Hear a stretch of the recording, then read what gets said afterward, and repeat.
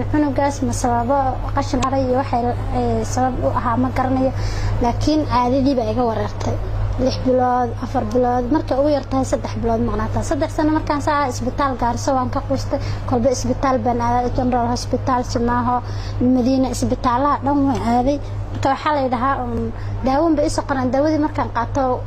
intaan dawada is catoonbu caadada iga timaada marka kale tan halkeeda ka mista marka dambeeyay ilaa Nairobi baan aaday 17 bishii 11aad iyo 12aad ku maqnaa laba jeer aan kala kulmay dhakhtar Xasan dhakhtarka yiraahdan taga oo waliba tan kharash badan iga baxay 250 kun gaarahaya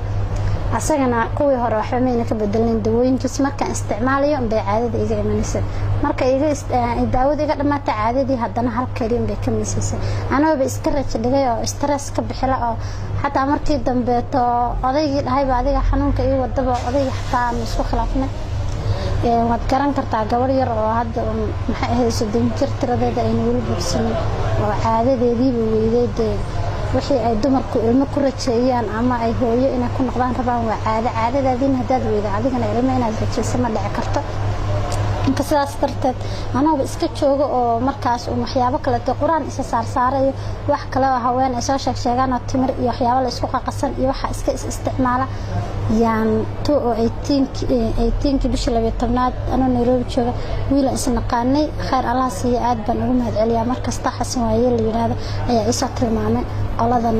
maxay ahayd shirkadan markaasna gaarso ay ku cusbaan hadda sanadkan bishii koobaad xafiiska furrabaan buu yiri isla koobaadiiba waan imaaday dadka ugu horeeyay oo shirkada la soo kulmay baan ahaa xafiiska markaas oo furaan laga daaweeyay daawooyin horta scanning baa lagu sameeyay scanning-ka anigoona kaadi laga qaadin dhiig laga qaadin wax kasta oo jidhkayga iyo meel kasta xanuunaysa scanning-kii baa sheegay marka xanuunkayga ii sheegay daawooyinkeedii baa laga qoray inta kaliya tamay xanuunka caadurka waxay dheeraa xanuun gaasna waan qaday waxaan ugu xidhmi jiray naqaska oksijiintaada yaraada soo bixitaankeeda markasta oo wax yar fadhiyo ama wax yar socdo ama wax yar aan sheekeeyo hadda intan aan halayo kala tamaari jiray waayo naqaska ugu dhigi jiray waan hiin raagi jiray marka daawooyin badan oo la iga qoray xanuunkii naqaska waan ka fiicnaaday gaaska asagana waan ka fiicnaaday 3 jeer la dhahay daawada qaada 2 jeer maan qaatay ana waliba 3 jeer aan dhamaysanin oo lacag waay 2 jeer markaan qaatay daawadii waa ku fiicnaaday ilaa hadda iyo bishii koowaad laga bilaabo bishii shanaad ku jirnay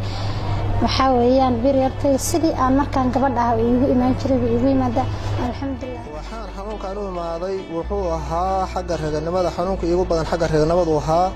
dad la'aan baan ahaa alxamdulillah marka caafimaadka